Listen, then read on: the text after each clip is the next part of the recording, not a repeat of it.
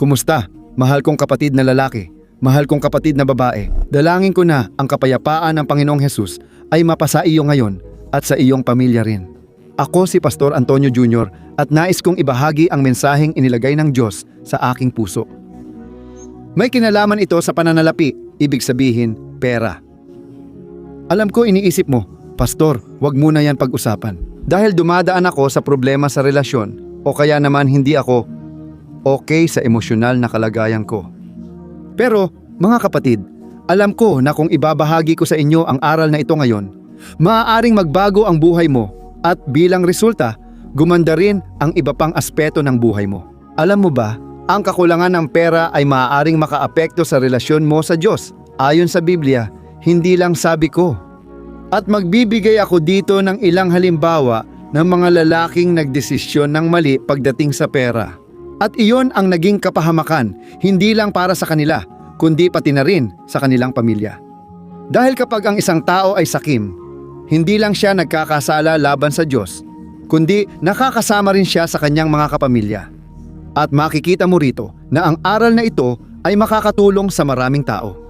Sa huli, hihilingin ko na ibahagi mo ito dahil maraming tao ang nalulugmok sa mga seryosong pagkakamaling ilalahad ko. Alam ko na dumadaan tayo sa panahon ng krisis sa ating bansa, mga kapatid. Pero sabihin na natin ang totoo. Mula pa noong ipinanganak tayo, ang bansang ito ay dumadaan na sa mga krisis. Bakit nga ba? Dahil ang perpektong pamahalaan ay kay Kristo lang. Wala talagang perpektong pamahalaan na gawa ng tao, naiintindihan mo? Kahit nga yung nag-aalok ng perpektong pamahalaan ay ang Antikristo. Pero sa totoo lang, ililigaw lang niya ang buong sangkatauhan, naiintindihan mo? Dahil ang tanging makakapamuno ng may katarungan, katuwiran at pagkakapantay-pantay ay si Hesukristo. Aleluya! Ayon sa Biblia, pagdating ni Jesus bilang pinuno, mamumuno siya ng makapangyarihan at magdadala ng kapayapaan sa mundo. At ito, mga kapatid, dahil sinasabi ng Biblia na gagawa ang Diyos ng bagong langit at bagong lupa, ang mundong kinalalagyan natin ngayon ay tutupukin ng apoy. Iyan ang nakasulat sa salita. Gagawa ang Diyos ng bago, mga kapatid. Pero hanggang dumating ang panahong iyon, inaasahan ng Diyos na ang kanyang kaharian ay magkatotoo sa ating buhay. Naiintindihan mo? Kaya, hindi ako naniniwala na gusto ng Diyos na ang kanyang mga anak ay may utang sa ibang tao. Hindi ako naniniwala na gusto ng Diyos na tayo ay umaasa sa iba. Alipin ng pera, alipin ng kapwa-tao. Naniniwala akong may masaganang buhay na inihanda ang Diyos para sa atin, kabilang ang ating pinansyal na buhay. Amen? Sa Juan, Kabanata 10, Talata 10, sinabi ni Jesus na dumating siya para bigyan tayo ng masaganang buhay. Sabi rin ng salita ng Diyos, huwag kayong magkautang kanino man maliban sa pag-ibig. Mga kapatid, alam ko hindi madaling mabuhay sa mundong ito, lalo na sa gobyernong meron tayo at sa krisis sa pananalapi. At dahil dyan kung tatanungin ko dito, marahil karamihan sa inyo ay may utang, may pinagkakautangan, hindi iyon ang punto. Ang ibig kong sabihin, pwede kang maging masaya at maayos sa pananalapi. Siyempre, hindi natin natutunan sa paaralan kung paano hawakan ang pera sa pinakamagandang paraan, pero maaari tayong matuto sa pinakamalaking paaralan sa lahat, ang sa Espiritu Santo. Amen? Inaamin ko sa inyo, mga kapatid, marami na akong maling desisyon na nagawa. Marami na akong maling siklo na inulit sa buhay ko at nabaon na rin ako sa utang. Kung ikukwento ko sa inyo ang mga karanasan ko, magugulat kayo kung paano ako nakagawa ng mga desisyong napakababaw at napaka-inosente. Pero mga kapatid, habang iniisip ko, napagtanto kong naging sakim ako. Yan ang problema ng lahat. Ang kasakiman ang nagtutulak sa bansa na mapahamak dahil sa mga sugal na walang kasiguraduhan. Mga kapatid, marami tayong dapat pag-usapan, pero sa madaling salita, gusto kong talakayin ang kasakiman, kung paano ito nakakasama at paano ito maiiwasan para mas maging masaya ka. Alam mo kung bakit? Kung maayos ang iyong account at wala kang utang kanino man, magiging maayos ka sa emosyonal. At dahil maayos ka sa emosyonal, maaari ka ring maging maayos sa espiritual kasama ang Diyos. Pero kung hindi ka maayos sa emosyonal, mabubuhay ka ng isang buhay na puno ng paghihirap. Napakahirap. Alam mo yon, yung buhay na api. Sabi ng Biblia, Kapatid, alam mo kung bakit. Mas marami pa itong sinasabi tungkol sa pera kaysa kaligtasan. Tama? Maraming talata sa Biblia tungkol sa pera at tamang paghawak nito. Kung hindi mo alam paano hawakan ito, makakasama talaga sa relasyon mo at buhay mo sa Diyos. Tama? Kaya magsisimula na tayo. Hihilingin ko lang sandali. I-click mo dito ang button na mag-subscribe at sa tabi nito may lalabas na kampanilya. Mahalagang i-click mo ang kampanilya at piliin ang opsyong. Lahat, ayos ba? At mga kapatid, paalala lang ng isang bagay dito. Hindi ko alam kung paano ninyo ako nakikita, pero umaasa ako na nakikita ninyo ako bilang isang pastor, isang taong nais kayong akayin sa salita ng Diyos, sa kalooban ng Panginoon. Hindi ko rin pwedeng palampasin ang usaping pera. At para dyan, gusto kong basahin kasama mo ang isang talata na nasa Kawikaan, Kabanata 15, ang talatang 27 ay ganito. Ang sakim, inilalagay niya ang kanyang pamilya sa panganib, ngunit ang namumuhi sa suhol ay mabubuhay. Mga kapatid, ang sakim, maaari niyang wasakin ang sarili niyang pamilya, ang mga mahal niya. Alam niyo mga kapatid, kapag ang asawa, gumagawa siya ng desisyon, kahit natutol ang misis, kahit hindi siya sang-ayon mga kapatid, maaaring pumapasok siya sa isang patibong. Tayo mga lalaki, mga kapatid, kailangan nating gawin ang ganito. Una, makinig sa ating mga asawa. Pangalawa, huwag magdesisyon ng mag-isa, kundi magdesisyon ng may pagkakasundo. Tama ba? Kung hindi sang-ayon ang isa, huwag gumawa ng kahit ano dahil dapat kayong magdesisyon ng magkasama pagkasal na. Tama ba? At pangatlo, magdasal muna kayo. Magdasal kayo ng mabuti. Humingi kayo ng payo sa ibang tao, sa mga taong marunong. Tingnan mo yung mga taong sa tingin mo ay tunay na masagana ngayon. Sila talaga, may magandang kalagayan, kontrolado ang sarili, magaling magpatakbo, gets mo? Mga kapatid, ang buhay natin, magsabi tayo ng totoo dito, kailangan nating maging magaling na tagapamahala. Alam mo kung bakit? Kailangan mong pamahalaan ng maayos ang pera, pagpapalaki ng mga anak, ang buhay mo kasama ang Diyos. Kailangan mong pamahalaan ang oras mo, ang kalusugan mo, alagaan mong mabuti ang katawan mo. Sa madaling salita mga kapatid, kung hindi tayo naging magaling na tagapamahala, magdurusa tayo ng husto. Inaasahan ng Diyos na maging marunong tayong magpamahala ng lahat gamit ang kanyang karunungan. Amen? Naniniwala ako na sinasabi ng Biblia na binibigyan ng Diyos ng karunungan ang mga simple. Ang mga simpleng tao, mga kapatid, hindi dahil hindi ka nakapag-aral sa eskwela ay hindi ka na pwedeng maging isang taong marunong. Ang salita ng Diyos, ang Diyos mismo, siya ang nagbibigay sa atin ng karunungan na ito. Amen? Kaya, gusto kong magsimula sa pagbibigay ng malinaw na halimbawa mula sa Biblia tungkol kay Akan. Mga kapatid, ang kwento niya ay nasa Josue Kabanata 7. Ikinuwento sa Biblia na pagkatapos bigyan ng Diyos ng tagumpay ang Israel laban sa Jericho, iniutos ng Diyos. Nagbigay siya ng utos na lahat ng samsam na nakuha nila sa digmaan na iyon. Ang samsam, ito yung mga material na ari-arian ng ibang mga tao na nasakop nila. Kaya, sinabi ng Diyos, tingnan ninyo, lahat ng samsam, ilalaan ninyo para sa akin. Ibig sabihin, walang dahilan, wala kayong kukunin para sa inyo. Ayokong may angkining kayo kahit ano, dahil lahat ng bagay, lahat ng ginto, lahat ng pilak, lahat ng may halaga, ilalaan ninyo para sa akin. Sabi ng Biblia, may isang lalaking nagngangalang Akan. Siya ay naging sakim, at itinago niya ang isang balabal mula sa Babylonia na nakita niya. Nagtago rin siya ng isang piraso ng ginto at isang piraso ng pilak. Mga kapatid, mukhang maliit lang iyon. Pero iyon ang trahedya ng Israel. Alam niyo kung bakit? Dahil sa lihim na kasalanang iyon, natalo ang Israel sa mga labanan. Maraming lalaking nawala sa Israel sa digmaang iyon at sa sumunod pa, kabilang ang laban sa Ai. Maraming lalaki sa Israel ang namatay sa digmaang iyon, mga kapatid. Isa itong trahedya at hindi nila alam ang dahilan ng tuloy-tuloy na pagkatalo. Bakit ang Israel na dating malakas at mandirigmang bansa ay biglang humina ngayon? At doon, si Josue, ang pinuno ng bayang iyon na humalili kay Moises, ay nagpasya na manalangin. At sinabi niya, Diyos, may mali, mayroong hindi tama. Sa ganitong paraan, naniniwala akong pwede mo ring ipagdasal ito. Ikaw na nakakaranas ng pagkalugi, parang kahit anong ipon mo, parang nawawala lang.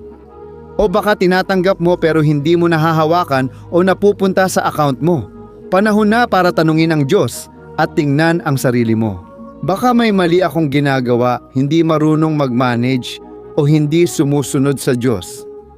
Mga kapatid, noong nagdasal si Josue, ipinakita ng Diyos sa kanya ang nakatagong kasalanan at sinabi, ang kasalanan ay mula sa isang taong sakim na si Akan. Mga kapatid, noong panahong iyon, napakahigpit ng sitwasyon, kaya tinawag ni Josue si Akan at pamilya niya. Alam niyo ba ang ginawa niya? Kinailangan niyang batuhin si Akan at ang kanyang pamilya. Pagkatapos noon, sinunog sila at sinunog din lahat ng mga kagamitan. Mga kapatid, ang nangyaring iyon ay para sa panahong iyon, iba ang panahon noon at kailangan makita ng mga tao kung ano ang kayang gawin ng kasakiman sa isang buong lipunan. Alam mo kung bakit delikado ang Israel. Mga kapatid, kapag tinitingnan natin ang mga ganid na lider politikal, yung mga nagpapabenta at ipinagpapalit ang kanilang mga prinsipyo, napapansin natin, buong bansa ang nadadala sa kahirapan. Ayon sa Biblia, pag masama ang namumuno, dumadaing ang tao. Mga kapatid, ito ang problema ng kasakiman. Ito ang kanser ng buong mundo. Naiintindihan nyo? Kaya, kailangan nating mag-ingat, alam nyo, sa ideya ng pagnanais yumaman, ng paghahanap ng mas madaling paraan. Tingnan mo, paalala lang ito sa mga sumusubaybay sa mga influencer dito. Hindi ko nilalahat, marami ring mahusay na influencer na nagtuturo ng tama. Pero mga kapatid, alam ng marami sa kanila ang kahinaan ng tao, ang kasakiman.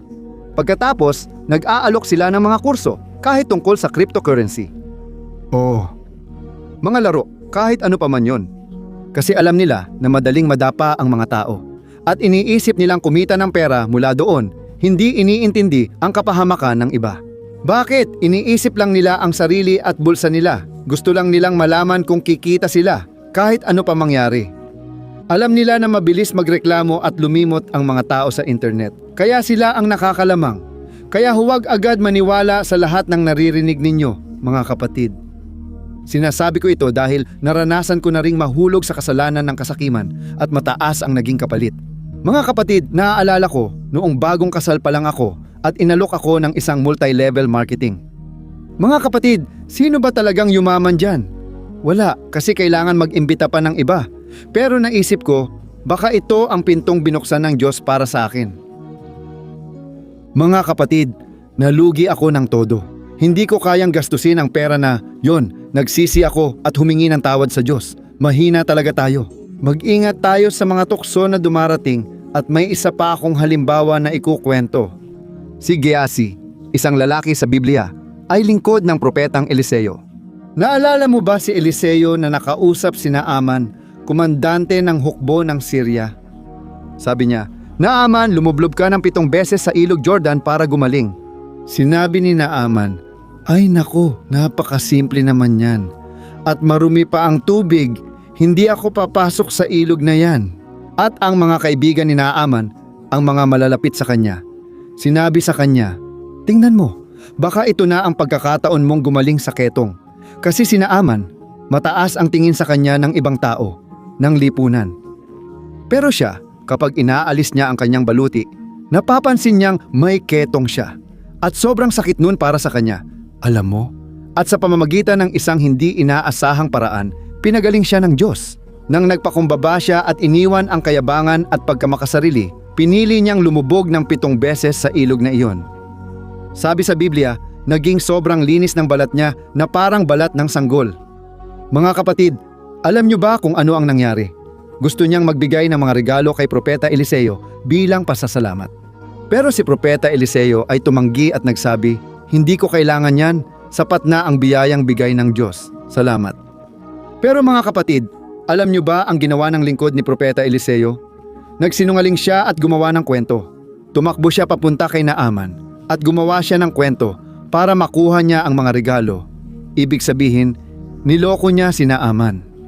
At gusto niyang angkinin ang mga regalo. Pero maling paraan ang ginawa niya. Hindi tapat at alam niyo ba ang nangyari? Bilang resulta, nakuha niya ang ketong na dating nasa kay Naaman. Ang ketong na iyon ay napunta kay Gehazi. Tingnan niyo mga kapatid, kahit kasama siya ni Propeta Eliseo, nalugmok pa rin siya sa kasakiman. Ibig sabihin, hindi mahalaga kung kasama mo ang mga tao ng Diyos. Hindi mahalaga kung ikaw ay tao ng Diyos. Kailangan mong magbantay palagi. Ayos ba? Tingnan mo ang panganib na dulot ng kasakiman. Basahin ko para sa iyo ang Lucas 12:15. Nagbabala si Jesus. Tingnan mo ang babala niya para sa atin. Sabi niya, mag-ingat kayo. Iwasan ang lahat ng uri ng kasakiman. Hindi nasusukat ang buhay sa dami ng ari-arian. Amen? Mga kapatid, hinding-hindi ko malilimutan ang talatang ito. Kapag nakikita ko ang mga taong nagmamayabang, parang sila pa ang nauuna at umuunlad. Hindi ba? Parang ang masama, siya pa ang umaangat. Lahat ng bagay ay nagiging maayos para sa kanila. Mga kapatid, hindi natin alam ang nangyayari sa likod. Tandaan mo, sabi ni Jesus, hindi nasusukat ang buhay ng tao sa dami ng ari-arian niya. Hindi porket mayaman siya sa pera. Ibig sabihin ay sagana na rin siya sa emosyon, relasyon, at sa Diyos. Gets mo? Kaya, mga kapatid, kailangan nating mag-ingat sa mga panlabas na anyo. Kasi marami, kapag puro panlabas lang ang tinitingnan, at kapag nagnanais yumaman, nauuwi sa pagkakaligaw. Ilan na ngayon, mga kapatid, ang hindi nagsisimba o nagdadasal? Bakit? Ang pera nagbibigay ng ginhawa at magandang buhay. Tama, pero hindi ibig sabihin na magdadala ito ng kaligayahan. Tatapusin ko na dito gamit ang huling talata na nagsasabing dapat tayong makontento sa lahat. Mga kapatid, nandyan ang sikreto, kontentmento. Ito ang pagiging masaya at kontento sa kahit anong sitwasyon, walang ibang patakaran. Tingnan mo, ito ang sikreto. Ayos ba? Kung itatago at isasabuhay mo ito at laging magpapasalamat sa kung anong meron ka, magiging masaya ka kahit kaunti o marami pa yan.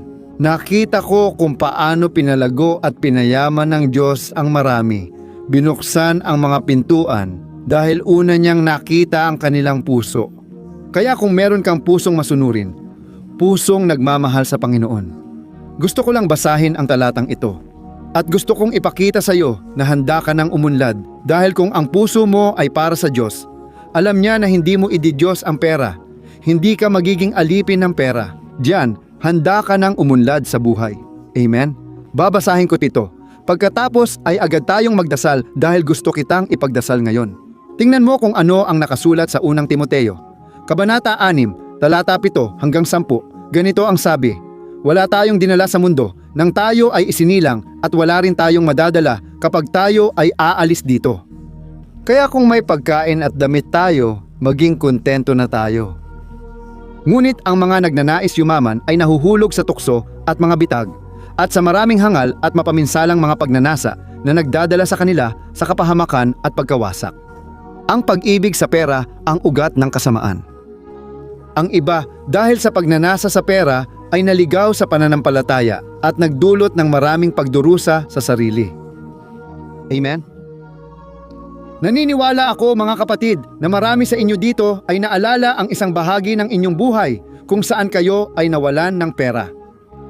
Ikaw na, marahil dahil sa kasakiman ay ninais mong yumaman, marahil tinitingnan mo ang iyong henerasyon at nagmula ka sa isang mahirap na pamilya, isang simpleng pamilya, ang iyong mga kamag-anak ay simple, wala kang minanang yaman.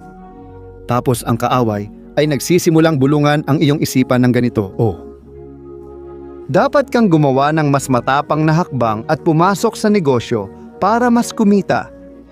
O kaya naman, may lalapit na kaibigan, alam mo na, yung kaibigang traidor at magsisimula siyang mag-alok sa'yo ng isang negosyo na parang shortcut, sa totoo lang.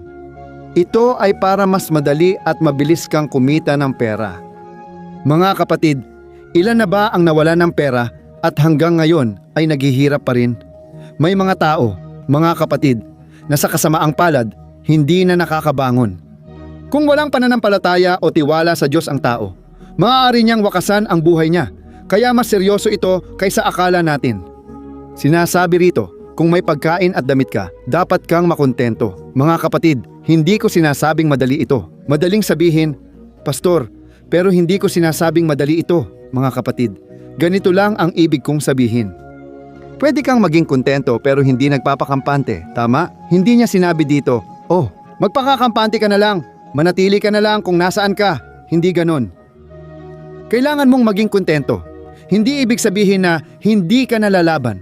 Hindi ibig sabihin na hindi mo na pwedeng hangarin na umunlad. Tandaan mo ito, pakinggan mo ang sinabi ni Paulo. Yung mga gustong yumaman ay maaaring malagay sa maraming tukso at bitag, sa maraming mapanganib na pagnanasa na maaaring magdala sa kanila sa kapahamakan at pagkawasak. Dahil ang pagmamahal sa pera ay ugat ng lahat ng kasamaan. Kaya tandaan mo na delikadong landas ito. Hindi ka nagkakasala sa kagustuhang yumaman, pero pumapasok ka sa isang delikadong lugar. Kaya maging kontento ka, masaya. Maging balanse at unawain ito, mas mainam ang dahan-dahang pag-unlad. Sabi sa Biblia, ang masipag at disiplinado ay yayaman. Gets mo? Ayon sa Biblia, naniniwala ako sa salita at pangako ng Diyos. Sundin mo ang salita at magiging matagumpay ka sa buhay. Amen? Luwalhati sa Diyos. Tingnan mo, pahiran ko ng langis ang aking mga kamay. At gusto kitang ipagdasal ngayon. Talagang gusto ko na pagpalain ka ng Diyos. Alam mo yon? Isipin mo, kaya mong pagpalain ang iba. Kayo rin ang makakatulong sa mga misyonero, pastor at sa gawain ng Diyos. Hindi matutumbasan ng pera ang pagtulong mo sa taong kailangang operahan, lalo na kung ikaw ay may pambayad o kahit kaunting tulong. Kaya hangarin mong umunlad, pero dapat tama ang layunin mo. Ayos ba? Luwalhati sa Diyos, at sa huli hinihiling ko na huwag kang umalis. Ibahagi at ipadala ang video na ito sa iba at mag-iwan ng komento kung nakausap ka ng Diyos para ma-encourage ang iba. Manalangin tayo, ipikit ang mga mata. Aleluya, luwalhati sa Diyos. Panginoon, Diyos ko, nais kitang purihin. Ama, maraming salamat Panginoon sa panibagong araw ng buhay. Salamat dahil ikaw ang nagbibigay sa amin ng lakas, Diyos. Sa kabila ng mga pagsubok, sa kabila ng krisis sa mundo, kami ay nasa kay Kristo at ikaw ay gumagawa ng mga dakilang bagay sa aming buhay. Salamat aking Ama, dahil kung hindi dahil sa iyong kamay, hindi kami narito ngayon. Aminado kami o Diyos, na dahil ito sa iyong awa at biyaya. Nananalangin ako ngayon, aking Diyos. Iniunat ko ang mga kamay ko para sa mga tao. Nakasalukuyang nakaratay sa kama, mga taong wala ng lakas para bumangon, mga taong baon sa utang. Matindi ang pagdurusa, aking Ama, na dinaranas ng mga taong ito. Ako'y nakikiusap sa iyo, O Diyos, tulad ng pagliligtas mo sa akin mula sa mga utang, tulad ng pagliligtas mo sa akin mula sa maraming maling desisyon na nagawa ko, ako'y nakikiusap, maawa ka. Ilabas mo ang taong ito sa sitwasyong ito, aking Ama. Siya ay humihingi ng tawad sa iyo ngayon, kinikilala niya sa harap mo na siya ay nagkamali, na siya ay gumawa ng maling desisyon. Ngunit, Diyos, palakasin mo ang iyong bayan, Panginoon. Huwag mong hayaang kami ay manatiling, alipin ng kasalanan, ng pagkatalo. Tinawag mo kami, Panginoon, para sa buhay at kasaganaan, at hindi kailanman huli para bumangon at magtagumpay. O, aking Diyos, nakikipag-usap ako rito, aking Ama, sa mga negosyante, mga taong nagsimula ng negosyo, ngunit sa kasamaang palad ay hindi ito nagtagumpay. Mga taong nagsara ng kumpanya, nagdeklara ng pagkalugi, at ngayoy pakiramdam ay talunan at bigo. Kasinungalingan ng dyablo yan. Ama, nakita nyo ang puso nila, nakita nyo na may mabuti silang hangarin, tamang intensyon na magbigay ng trabaho, umunlad, pero sa kasamaang palad, hindi nila nagawa. Diyos, hinihiling ko simula ngayon, Ama, bigyan mo ng karunungan. Naway makinig sila sa kanilang asawa at sa mga taong may karunungan, at kumilos ng may pag-iingat, may karunungan, at higit sa lahat, magkaroon sila ng kasiyahan. O Diyos ko, bigyan mo rin kami ng ganitong kasiyahan. Naway hindi mahulog ang aming puso sa mga bitag, sa mga tukso ng mundong ito, ng kasakiman, ng mga promosyon, ng mga alok na laging iniaalok sa amin ng mga tao. O Diyos ko, nais naming kumilos ng may karunungan upang magkaroon kami ng malusog na buhay sa lahat ng aspeto. Ama, hinihiling ko na manatili ka sa amin, bigyan mo kami ng kagalakan, kapayapaan, at naway ang aming puso ay laging kay Jesus, ang hindi magpapabigo sa atin. O Jesus, naniniwala akong basta matatag kami sa iyong salita, hindi mo kami pababayaan o mawawalan. Panginoon, alam kong tutugunan mo ang aming pangangailangan, kaya hinihiling ko, Ama, dalhin mo ang pagkain. Ibigay mo sa amin ngayon, Panginoon, ang aming araw-araw na tinapay, pisikal at espiritual. Naway maluwalhati ka namin, Ama, dahil naniniwala akong magsisimula na ang bagong yugto. Ngayon, maraming tao ang babangon mula sa kanilang kalagayan at uunlad para sa karangalan at kaluwalhatian ng iyong pangalan, Panginoon. Naniniwala akong may dumarating na pagpapahid ng kasaganaan ngayon. Mga taong simula ngayon ay magiging mas alerto, mas mapagmatyag, mas ambisyoso, ngunit walang pagkamakasarili. Sila ay magiging mapagbigay na mga tao na magpapala ng napakaraming buhay. Sa ngalan ni Jesus, Ama, ako'y nananalangin at nagpapasalamat sa iyo sa salitang ito. Naway maantig din ang bawat makakatanggap ng video na ito sa WhatsApp. Panginoon, ipadala mo ito sa mga kailangang magbago ng ugali at nakasanayan para sa mas magagandang resulta simula ngayon. Sa ngalan ni Jesus, ako'y nananalangin at nagpapasalamat. Amen. Papuri sa Diyos.